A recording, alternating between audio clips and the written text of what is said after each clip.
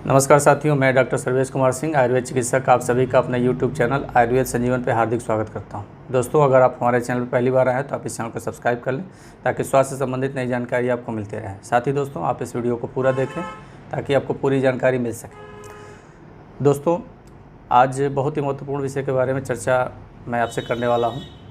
आयुर्वेद की औषधियाँ, जड़ी बूटियाँ, काढ़ा, क्वाथ, सोरस, चूर्ण, रस औषधियाँ, इन सब के बारे में आप जानते होंगे और चिकित्सा भी कराते होंगे। लेकिन बहुत ऐसे व्यक्ति हैं, लोग हैं जो आयुर्वेद की जो सबसे महत्वपूर्ण चिकित्सा है उसके बारे में उनको जानकारी नहीं है। अगर कुछ लोगों को जानकारी है तो इस प्रक्रिया के माध्यम से वो अपनी चिकित्सा कराते रहते हैं और वो फिट रहते हैं। दोस्तों, उसी चिकित्सा का नाम है पंचकर्म चिकित्सा। पंचकर्म चिकित्सा शोधन चिकित्सा होती है। जैसे कि हम लोग अपनी गाड़ी की सर्विसिंग कराते हैं, उसी प्रकार हमारे शरीर की, मानव शरीर की सर्विसिंग पंचकर्म चिकित्सा के माध्यम से होती है। उसी प्रकार से जिस प्रकार से सर्विसिंग कराने के बाद आपकी गाड़ी की लाइफ, आयु, उसकी इंजन बढ़ जाती है, चलाने में आपको खुद महसूस होता होगा कि हाँ, सर्विसिंग कराइए। उसी प्रकार से हमारी बॉडी की सर्विसिंग होती है। तो ये सर्विसिंग जो है पंचकर्म चिकित्सा के माध्यम से होती है, जिसको मॉडर्न की भाषा में डिटॉक्सिफिकेशन ऑफ बॉडी कहते हैं। यानी कि हम हमारे शरीर में जो दोषकारक द्रव्य हैं, दोष हैं, उनको शरीर से बाहर निकालना बहुत ही आवश्यक होता है। तो यही पंचकर्म चिकित्सा है। तो पंचकर्म चिकित्सा के बारे में केवल आज का जो विषय हम आपके सामने लेंगे कि आयुर्वेद में ये पंचकर्म चिकित्सा है क्या, इसके बारे में आप पहले जानें, ये पंचकर्म है क्या। दोस्तों, आइए शुरू करते हैं।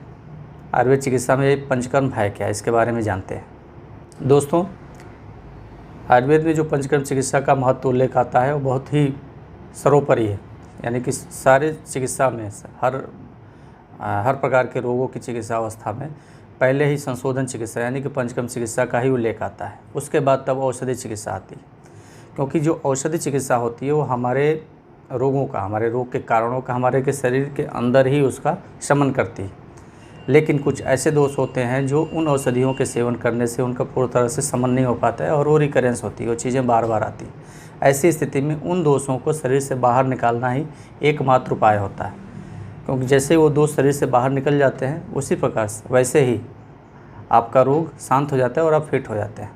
तो ये जो पंचकर्म चिकित्सा है ये संशोधन चिकित्सा है, यानी कि हमारे दोषों को, हमारे शरीर के अंदर जो टॉक्सिसिटी है उनको शरीर से बाहर निकालना, ये पंचकर्म चिकित्सा के द्वारा ही संभव होता है और किया जाता है। दोस्तों, तो ये पंचकर्म चिकित्सा में, जैसे कि अगर हम डिटॉक्सिफिकेशन की बात करते हैं तो पंचकर्म चिकित्सा सबसे महत्वपूर्ण होती है। ऋतु के हिसाब से, आपके रोग के हिसाब से, आपकी अवस्था के हिसाब से वो आयुर्वेद चिकित्सक तय करेंगे कि आपके शरीर में कौन सा दोष बढ़ा हुआ है और आपके लिए कौन सी पंचकर्म चिकित्सा उपयोगी रहेगी। इसके बारे में आयुर्वेद चिकित्सक स्वस्थ या रोगी व्यक्ति दोनों का आकलन करने के बाद ही ये चिकित्सा का परामर्श देते हैं और प्रोसेस कराते हैं। अधिकतर जगहों पे पंचकर्म सेंटर जो है पंचकर्म चिकित्सा नहीं हो पाती है, अधिकतर चिकित्सक नहीं कर पाते हैं, क्योंकि थोड़ी सी औषधि चिकित्सा की तुलना में ये कॉस्टली चिकित्सा होती है, थोड़ी सी महंगी, यानी कि थोड़े इसमें पैसे लगते हैं। ऐसी स्थिति में आदमी सोचता है कि इतना पैसा दे के हम पंचकर्म कराएंगे, पता नहीं रोग ठीक होगा नहीं होगा, तो इससे बेहतर हम औषधि चिकित्सा कराते हैं। लेकिन सबसे महत्वपूर्ण यही होता है कि आप अगर आपके शरीर में जो दोष हैं वो अगर एक बार में शरीर से बाहर निकल जाते हैं तो आपकी रोग का काल ख़त्म हो जाता है, आपकी इम्यूनिटी इम्प्रूव हो जाती है और आप जो बचे कुछ दोष रहते हैं उन दोषों का पाचन आपके बॉडी में ही हो जाता है। तो पंचकर्म चिकित्सा इसीलिए महत्वपूर्ण है। ऐसे रोग जहाँ पे वो रोग बार बार हो रहा है, दवा से ठीक हो रहा है, फिर से उत्पन्न हो रहा है, ऐसे में पंचकर्म चिकित्सा से ही आप पूरी तरह से कवर हो सकते हैं, ठीक हो सकते हैं। तो दोस्तों, आज का विषय केवल पंचकर्म चिकित्सा के बारे में जानने का है। पंचकर्म, जैसे नाम से ही उल्लेख आता है, पंच मतलब पाँच, कर्म मतलब प्रोसेस। 5 प्रकार की ऐसी क्रियाएं जो शास्त्रों में, आयुर्वेद शास्त्र में उल्लेख है इनका, जो हमारे शरीर को अलग अलग मार्गों से, जो स्रोत हैं उनके माध्यम से हमारे दोषों को शरीर से बाहर निकालती है। तो दोस्तों, ये पंचकर्म चिकित्सा में जो पहला नाम आता है वमन कर्म। वमन यानी कि वोमिटिंग। वमन उल्टी कराने वाली जो प्रक्रिया आती है वसंत ऋतु में सबसे श्रेष्ठ होता है, क्योंकि वसंत ऋतु में कफ दोष बढ़ा होता है और जब कफ दोष यानी जब दोष बढ़े हुए हैं उसी समय अगर दोषों को बाहर निकाल दिया जाए तो उस दोष पूरी तरह से शरीर से बाहर निकल आते हैं। तो वमन यानी कि वोमिटिंग। तो ये प्रक्रिया अलग अलग दोषों के हिसाब से चिकित्सक के माध्यम से चिकित्सक तय करते हैं कितने दिन में आपकी प्रक्रिया पॉसिबल होती है। उल्टी की प्रक्रिया केवल एक ही दिन कराई जाती है। ये कफ दोष यानी कि इसके ऊपर के जो दोष हैं, कफ दोष जहाँ फुफ्फुस है, लंग्स है, हृदय है, आमाशय है, इसके ऊपर के जो दोष होते हैं ये कफ दोष का स्थान होता है। तो कफ दोष को उल्टी के द्वारा यानी वमन के द्वारा निकाला जाता है। ये पहला कर्म है, वमन कर्म। दूसरी प्रक्रिया जो है दोस्तों वो है विरेचन। विरेचन कर्म यानी कि दस्त कराने वाली प्रक्रिया होती है, जिसमें दस्त कराया जाता है। ये दोष पित्त दोष के लिए चिकित्सा कराई जाती है। पित्त दोष यानी कि अग्नि, हमारे शरीर में जब पित्त की अधिकता होती है तो बहुत सारे डिस्टर्बेंस होते हैं। अगर केवल पित्तज रोग की बात की जाती है दोस्तों, तो केवल 40 प्रकार के जो स्वतंत्र रोग हैं वो पित्तज व्याधियाँ आती हैं, और भी अलग अलग व्याधियाँ पित्त दोष के संसर्ग से बनती हैं।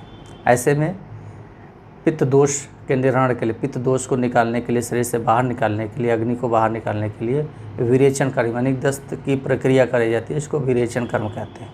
यह प्रक्रिया भी 3 से 5 दिन, 7 दिन या 10 दिन की प्रक्रिया के अंदर होता है। इसमें चिकित्सक तय करते हैं और उसी हिसाब से दस्त वाली प्रक्रिया केवल 1 दिन होती है। तो इससे जो पित्त दोष जो बढ़ा होता है वो शरीर से बाहर निकल जाता है। तो पित्त दोष की चिकित्सा के लिए विरेचन, कफ दोष की चिकित्सा के लिए वमन, और तीसरा जो दोष होता है वस्ती चिकित्सा आती है। कुछ आचार्यों में थोड़ा सा अंतर आता है। तो वस्ती में 2 चिकित्सा आती है, एक तेल स्नेह वस्ती होती है और एक काढ़े वाली वस्ती होती है, उसको निरोग वस्ती बोलते हैं।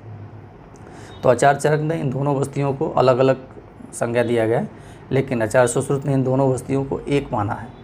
फिर भी जहाँ पंचकर्म शोधन की बात आती है तो अगर हम सुश्रुत के अनुसार चलते हैं तो वस्ती प्रक्रिया को लेते हैं, और वस्ती कर्म में होता है वात रोग की चिकित्सा।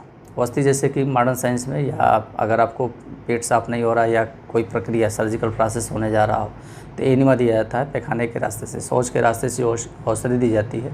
तो वहाँ पे औषधि देने का उद्देश्य केवल होता है कि पेट साफ़ हो जाए, यानी कि मलाशय आपका क्लियर हो जाए और फिर आगे की प्रक्रियाएँ। ऐसी अवस्था में आयुर्वेद की जो मेन चिकित्सा है वस्ती वात रोगों के लिए, इसमें पूरे शरीर की मालिश और पूरे शरीर की सिकाई, अभ्यंग और स्वेदन होने के बाद तब उसके बाद पैखाने के रास्ते यानी शौच के रास्ते से औषधि सीधे तेल, घृत या काढ़ा इनको दिया जाता है, जिससे कि वायु का समूल उन्मूलन होकर वात को शरीर से बाहर निकाल सके। तो वस्ती चिकित्सा तीसरी है। चौथी चिकित्सा जो दोस्तों आती है वो है नस्यकर्म। नस्यकर्म यानी कि नाक से जो औषधि दी जाती है, ये ऊर्ध्वजत्रुगत विकारों के लिए या गले से ऊपर ब्रेन से संबंधित विकारों में नस्यकर्म किया जाता है। तो चौथा प्रोसेस अगर आचार्य चरक के प्रक्रिया के हिसाब से देखा जाए तो 5वीं प्रक्रिया ही नस्यकर्म आ जाती है, लेकिन आचार्य सुश्रुत ने चौथे प्रक्रिया के अंतर्गत नस्यकर्म को बताया गया है।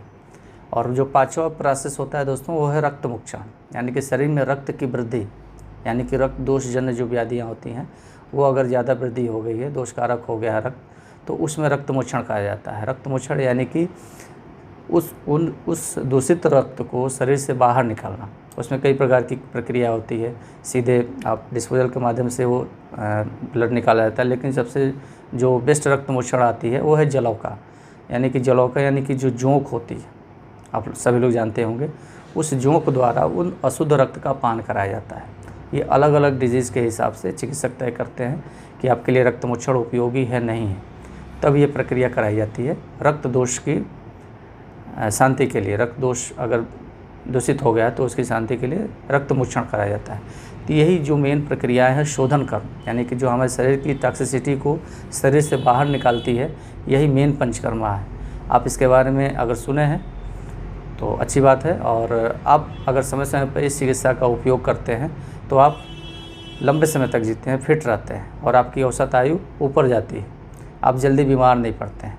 इस प्रक्रिया को स्वस्थ व्यक्ति भी करा सकता है और एक बीमार व्यक्ति भी अपनी उस रोग से मुक्ति के लिए पंचकर्म चिकित्सा का सहारा ले सकता है, वो भी पंचकर्म चिकित्सक के, यानी कि जो आयुर्वेद चिकित्सक जहाँ पे ये पंचकर्म की सुविधा होगी वो चिकित्सक पंचकर्म चिकित्सा करते होंगे, वहाँ पे आपके दोषों का, आपके वय, रोग और वातावरण को देखते हुए चिकित्सक चयन करेंगे कि आपके लिए कौन सा प्रोसेस हितकारी होता है।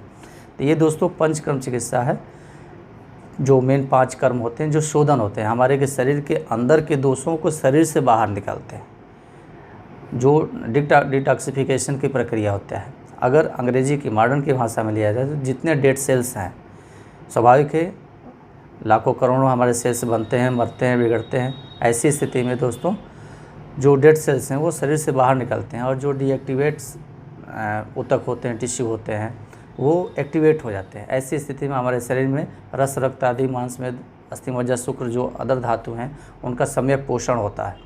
इसलिए दोस्तों पंचकर्म चिकित्सा आप अगर स्वस्थ हैं तो भी करा सकते हैं, बीमार हैं, जल्दी ठीक नहीं हो रहे हैं या आपका रोग बार बार हो रहा है, ऐसी स्थिति में भी आप पंचकर्म चिकित्सा करा सकते हैं। तो दोस्तों आज का जो विषय था आयुर्वेद में ये पंचकर्म चिकित्सा है क्या, इसके बारे में हम चर्चा किए हैं। अगर आपके मन में किसी प्रकार के क्वेरी या क्वेश्चन है तो आप कमेंट सेक्शन में कमेंट के माध्यम से अपने सवाल पूछ सकते हैं। तो दोस्तों इसी के साथ आज का विषय यही समाप्त होता है। नमस्कार।